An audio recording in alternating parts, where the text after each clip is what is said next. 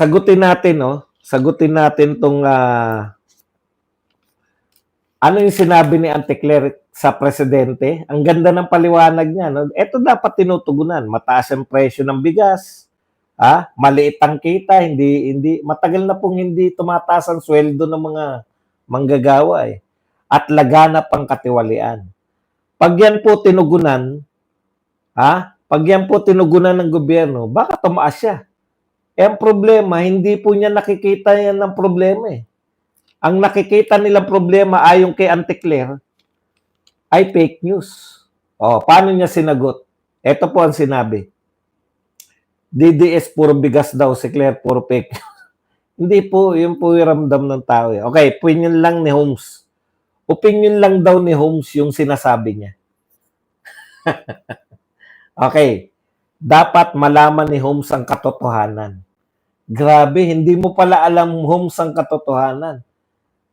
Dapat tinanong natin si Holmes, kayo po ba'y nanonood sa PTV4? Doon lang daw malalaman yung katotohanan ayon kay Auntie Claire eh. At baka nasasapawan yung good news ng fake news. Bumabalik po sa fake news eh. Nagsasabi na po si Holmes, nagsasabi na po siya ng ito yung mga posibleng dahilan kung bakit bumababa, hindi natutugunan ni Pangulong Marcos yung presyo ng bigas, hindi natataasan yung sweldo ng mga manggagawa, laganap ang katiwalian. Baka daw yung good news kasi ay natatabunan ng fake news. Bumabalik pa rin si Auntie Claire sa fake news ang dahilan. Wala talaga. Talagang fake news ayon sa kanila. Kung pakikinggan mo si Auntie Claire, nasa heaven na tayo. Ang gobyerno natin, tama na lahat ng ginagawa. Kaya lang, natatabunan ng fake news. Okay, tignan po ninyo. Paano niyo po sinasagot yung fake news na yan? Halimbawa po, ito po, sa presyo ng bigas. Paano niya po sinasagot? Ayaw niyo sa fake news, Pero ito po ang sagot niya sa bakit hindi mapababa yung presyo ng bigas. Sabi ni Auntie Claire, dahil sa kasalukuyan po, because of rice tarification law, na ang author ay si Senator Cynthia Villar, ay ang nag-i-import po dito ay mga private companies, hindi po nahahayaan ang government na mag-import. Kaya po noon pa po hinihiling ng administrasyon na magbigay po ng power. Magkaroon po ng amendments ang RTL patungkol po sa karapatan at authority at power ng NFA. Pero ito ay nadlangan po ni Senator Cynthia Villar. So kayo na po mag-research. Parang sinasabi ni Auntie Claire na wala siyang magawa kasi may anti-tarification law kaya hindi talaga bababa ang presyo. Tanong, nung tumatakbo po ba si BBM walang anti-tarification law? Nung sinabi niya po na 20 pesos yung bigas, wala po bang anti-tarification law noon? 3 taon na po eh. Ang sinisisi niyo pa rin, si Villar na sa batas. Kayo po nagpapatupad ng batas eh. Tandaan po nyo. Ang Pangulo po, ang lakas-lakas po ng power ng Pangulo. Nagawa niya ng magmaharlika fund eh. Batas po yun. Kung talagang yan po ang problema, yung rice tarification law, kaya hindi bumababa ang presyo ng bigas. No? Ito po magtapatan tayo. Bilang Pangulo, wala kang kayang gawin? Meron. Di tanggalin mo yung batas. Ang dami niyang kaalyado eh. Kontrolado niya yung Senado, kontrolado niya yung Kongreso. Kaya nga naipasa yung Maharlika Fund eh. Na wala pa ring silbi sa atin hanggang ngayon. Kumuha lang ng pera eh.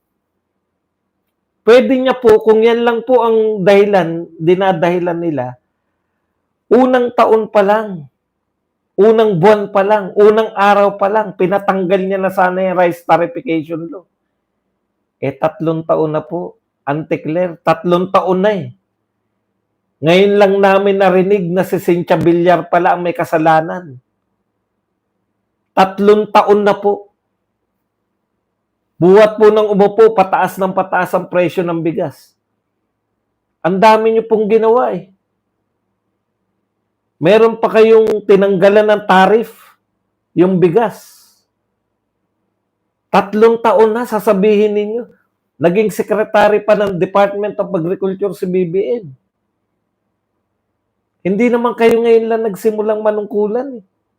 Auntie Claire, hindi kayo ngayon lang simulang manungkulan. 3 taon na po kayo sa tungkulin. Tapos ang kakatwiran nyo,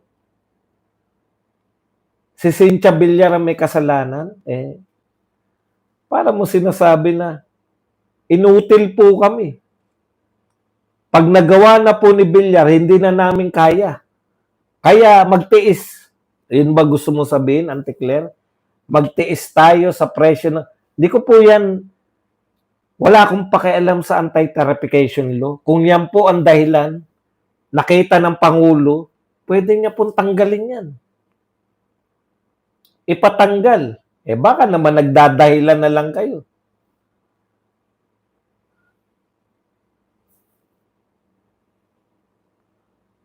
Kaya hindi po malulutas eh. Wala pong malulutas na problema to. Yan, kung totoo sa bagay, pagdududahan ba natin si Auntie Claire, tao ng gobyerno yan? Wala po kayong malulutas kasi naghahanap lang kayo ng masisisi. Yan po yung problema eh. Yan yung pagkakaiba talaga ng Duterte leadership at Marcos leadership. Sa Marcos leadership, wala kami magagawa kasi kasalanan niya ni Cynthia Villar, yung rice tarification law niya. Wala kami magagawa. Si Villar pala may kasalanan. Bakit pa tayo nagkaroon ng gobyerno? Kung wala kayong lulutasin na problema. Bakit nasabi ni Marcos na pwede niya maging 20 pesos yung bigas? Ngayon, 3 years after sinabi na 20 pesos yung bigas, sasabihin nyo, walang solusyon dahil kasalanan ni Villar. Kawawa tayo talaga. Hindi ka nakakatulong, Auntie Claire, sa mga tao. Fake news ba yan sinasabi niya? Pag binalita ba natin yung sinabi ni Auntie Claire, fake news na tayo? Hindi po. Huwag niyong isisi sa fake news. Yun ang point ko. Huwag niyong isisi sa fake news kasi kayo ang nagsasabi. Okay.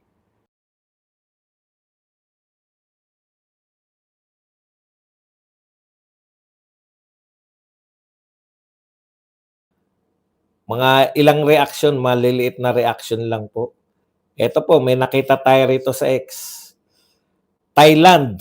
Ito po ang pinagkakaabalahan ng Thailand ng kapulisan ng Thailand. AI RoboCop with 360 vision with live face tracking. Yan po ang kanilang pinagkakaabalahan ng kanilang pulisya. Ini-introduce na bago, no? AI RoboCop. Sa Singapore naman, multipurpose all-terrain robot police patrol. Robot na sila.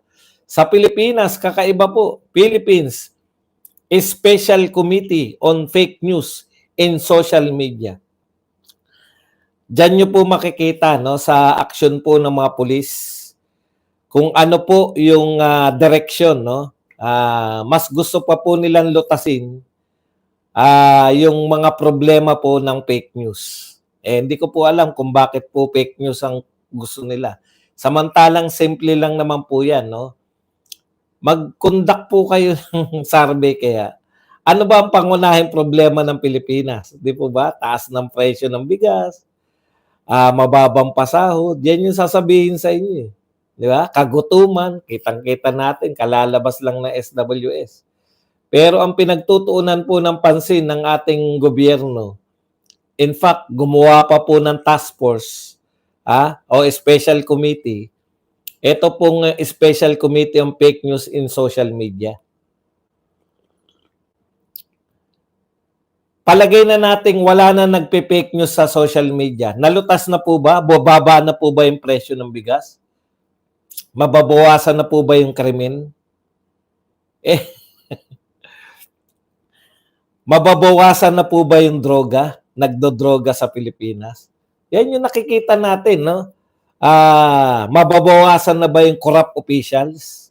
Hindi na ba magbabalot? Pag nawala po yung fake news, palagay na natin kasi yan yung pinagtutunan. Pag nawala na yung fake news, wala na bang magbabalot na OFW ng kanilang mga bagahe dahil baka malaglagan ng bala?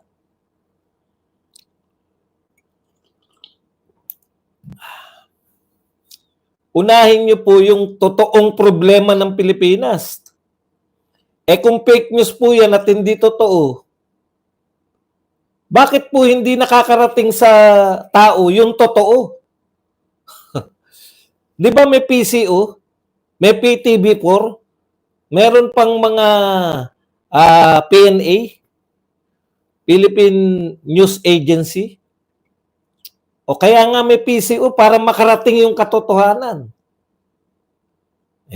Kung ang PCO mo ay si Auntie Claire, may problema talaga tayong malaki. Okay, eto pa po, isa pa, si Ronald Llamas. Sabi po ni Ronald Llamas, ang medyo nakakahiya dyan, yung mga senador na alam naman nila na sila ay magiging hukom, nagpa-endorse sila doon sa may kasong impeachment o nakasalang sa impeachment. Ibig sabihin talaga, clearly, it's a conflict of interest. Kung meron kang ounce of decency, ay mag-i-inhibit ka or hindi mo gagawin yan. Kita mo naman si Ronald Llamas. Pero mukhang may scarcity niyan sa ating mga politician. It's more the norm than the exemption. Okay, nakakahiya daw po yung mga senador na nagpa-endorse kay BP Sara, samantalang pag nanalo sila, ay sila po ay magiging judge sa impeachment court na ang isasalang ay si BP Sara. Tama naman yun. Pero mas nakakahiya yung Senate President na alam mong tuta, alam mong waiter ng palasyo, alam mong ang ginagawa ay pabor sa palasyo na nagdeklara ng legal yung pagkakadakip kay Tatay Digong. Yung kidnapping na ginawa kay Tatay Digong ay dineklaran legal na isa sa mga humaharang o ayaw magbigay ng